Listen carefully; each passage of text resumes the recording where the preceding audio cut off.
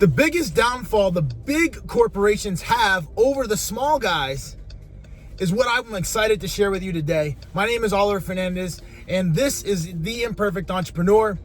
And my wife was getting her hair done yesterday, and normally, it's an in and out 2-hour episode, but I guess she tried somebody new because her previous person was out of town, and the person messed up her hair color.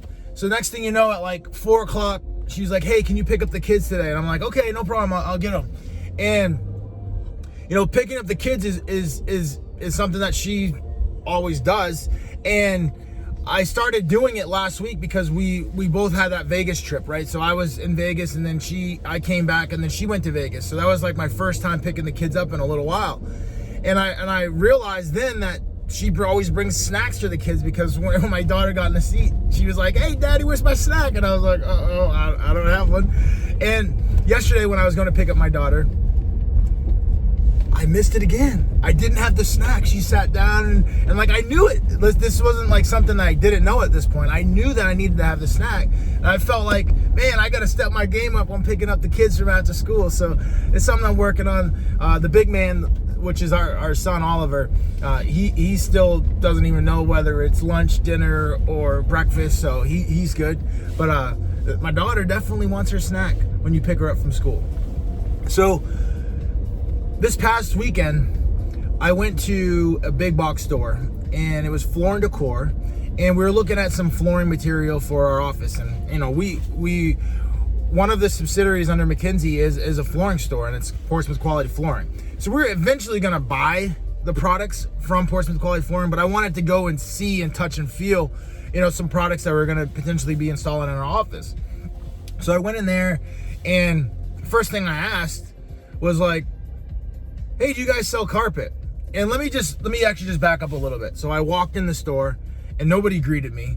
I walked literally, these stores are huge too, right? So I walked literally 50 feet into the store, was literally right by a person that worked in the store, and they didn't even say hello to me. I had to engage them. I had to say, hey, I'm looking for some carpet for our office. Do you guys sell that? And their first answer was no. And that's fine. I mean, like, you could tell me no. But at the same time, like, I then asked, do you know any places locally that I can buy carpet? Like, how hard is that? Like, okay, you don't sell carpet, but I know that I'm not the only person that comes in here and asks, do you guys sell carpet? I mean, your name on your store is Floor & Decor. Like, I guarantee I can't be the only person that comes in here and asks for carpet. And you don't have even one recommendation? Like, of course, I can go and Google it, and I did Google it, but it's just like, wow, I can't believe how much customer service doesn't matter to the big box stores, these big massive corporations. And like, that was totally unacceptable on the small business scale, because like, we're going to be out of business if we don't serve our customers, if we don't bring value, if we don't continue to make their process of getting floors, of getting, construction services, of getting the things that they want easier. Like, that's what our job is to do. And that's one of the things that we focus on at PQF, and one of the things that we're continuing to work on at Portsmouth Quality Flooring. And that is engaging with our customers, following up with our customers. I mean, for me, follow-up is huge. Like, there's a butcher that I buy all our meats from here in DC. And I love meats. My in-laws love like meats, like steaks, and they do veal cutlets, like, and these are like veal cutlets that are like massive. They're like perfectly hammered out, so they're nice and flat, and they're just so beautiful. So we love meat, so we love going to this butcher, right? And I've had conversations with the butcher oftentimes, and I'm just like, hey, dude, like, the way you're gonna grow this business is not by the person coming in here and buying 2 chicken thighs. You're gonna grow this business by finding the people like me and serving me, right? People that are gonna come in here and buy $200, $500, $1,000, depending on where we're at in the year. Like, it could be a holiday season, and we're spending big money at that place. Like, find a way to serve me better, right? And I just, gave him a couple like pointers, like, hey, like, something that's really important, but I don't think about all the time, is food. Like, And like during the week, we gotta eat, we gotta eat. And I love to eat like good food. But like, it's not something that's on the top of my mind. So oftentimes what'll happen, it'll be like, Tuesday at 4:59, and I'll reach out to my wife, hey, what do you want to do for dinner? But it's like, man, if the butcher reaches out to me and says, hey man, we got this, and this, we got some New York strips, we got some ribeyes, we got some XYZ, like, do you want me to send it to your house?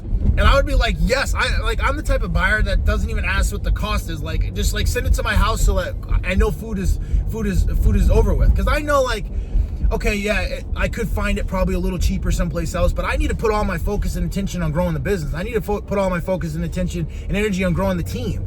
Like, I can't be trying to save 25 or 50 bucks on trying to find the cheapest chicken or the cheapest steaks or the cheapest veal. Like, nah, just as I need the service, right?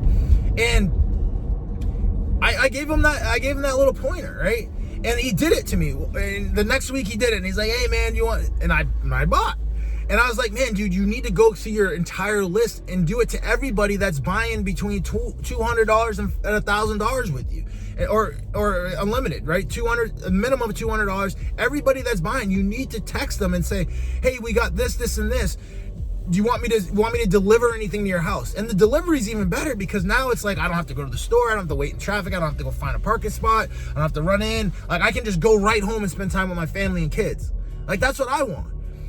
But that's serving the customer. Like Whole Foods is trying to do that, right? But they they'll always sometimes we'll order food online and like we'll get the wrong order, or like they'll sub out things that we didn't want, and like my wife always gets all frustrated, and I'm like, dude, babe, like, you're gonna go and spend time returning like one box of strawberries. Like, if you sold one more deal with that exact same time, like, you would have multiplied your time by like a 1,400%. It's like, so I always talk off the ledge, but it's just like we gotta, like the big box stores are trying to serve, but they have so many, like, so much stuff, and they're doing a good job. But like, I feel like us as the small business owners, as the business owners that are looking to take over and looking to get bigger and are looking to double down, we can do a better job at that. We're more intimate with our customers, right?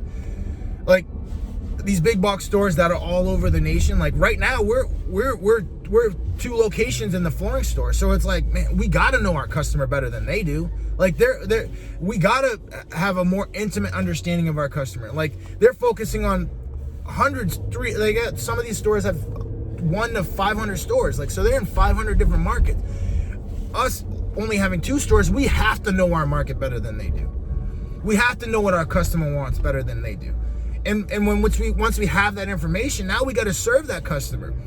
Like, one of the things that we looked at last year on the flooring side for Portsmouth Quality was like, what customer that do we want to like continue to double down and grow? And that was the builder relationship. That was a relationship that we saw that can bring $1 million, $2 million into our business every single year.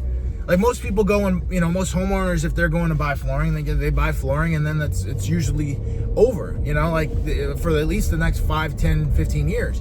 We're working on something really big in the pipeline on how to continue to service those people now, but like we do not have that option. So like, we wanted to focus on those builders because we know that those builders are going to be a relationship that we can really build on over time. And by having that understanding, it's like, what does the builder want? They want to be totally hands off on the flooring experience. So great. What do? They send their customers to our store. We greet them. Hey, we're a part of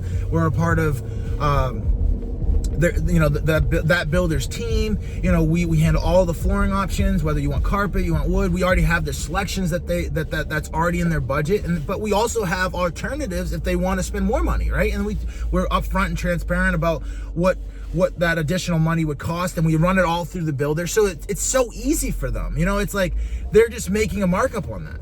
And they love it. They don't want to be in flooring. They want, like, what does a builder or a developer want to do? They want to go buy more land and break it apart and develop. That's where they make their money.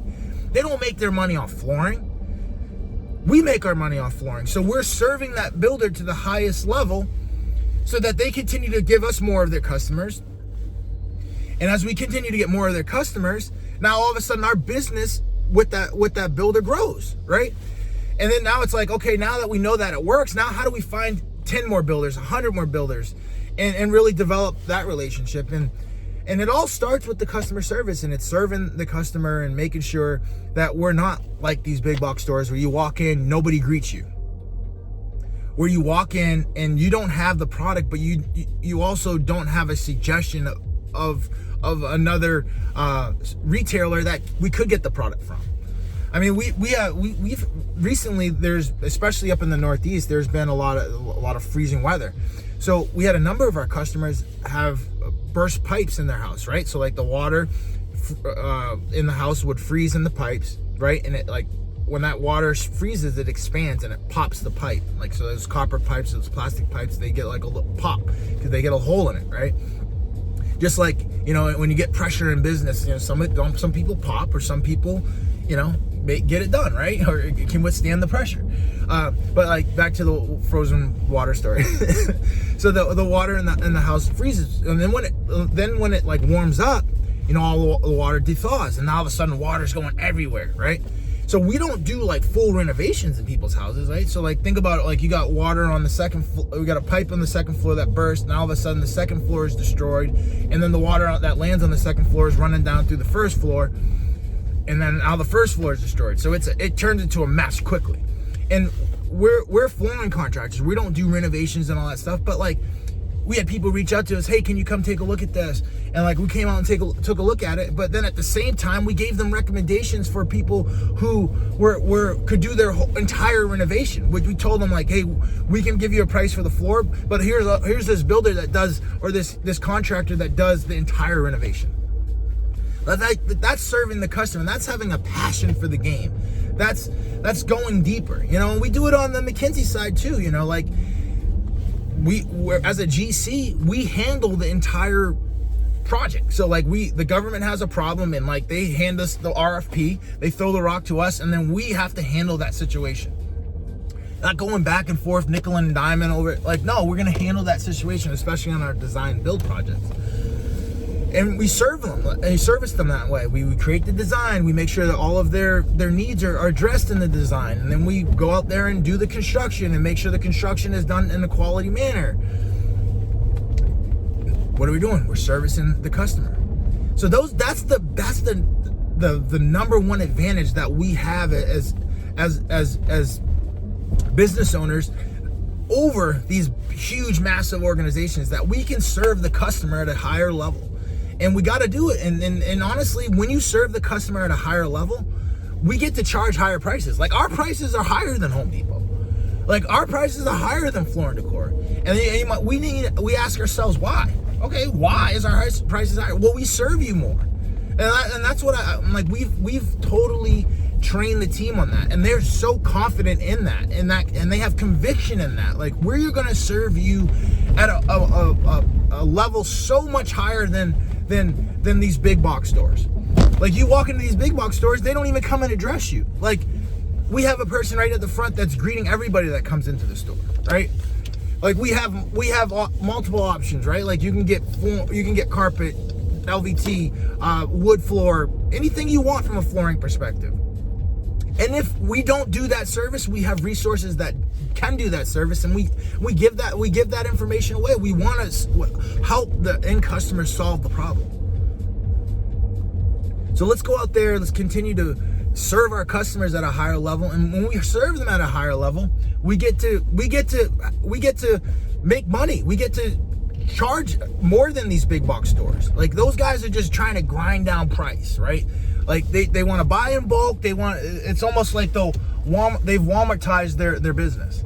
Buy in bulk, you know, grind down the price, low customer service.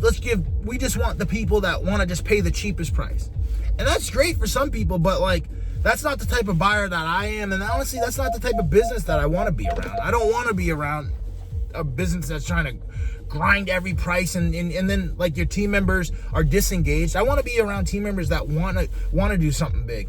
And how do you get team members that want to do something big? They got to be compensated properly. There's got to be a level of team member maturity throughout the organization. Like, we have people that have come in and they were literally the person answering the phones, and now they're the sales manager. Like, my partner in the flooring side, like, he literally came in as a warehouse help, and now he's the owner of the business, right? Like, even in the McKinsey side, like, we have people come in as estimators, and now they're like the directors of estimating, and they're basically my right hand. You know, like, we've got so many awesome stories of that. And the only way you can have those awesome stories is if you're making money. Like, you can't just be grounding down on price and not make money and then think you're gonna have a good team. Like, it just doesn't work that way. So let's go out there and serve our customers. Let's charge what we're worth, and let's go out there and continue to build our legacy. Let's roll.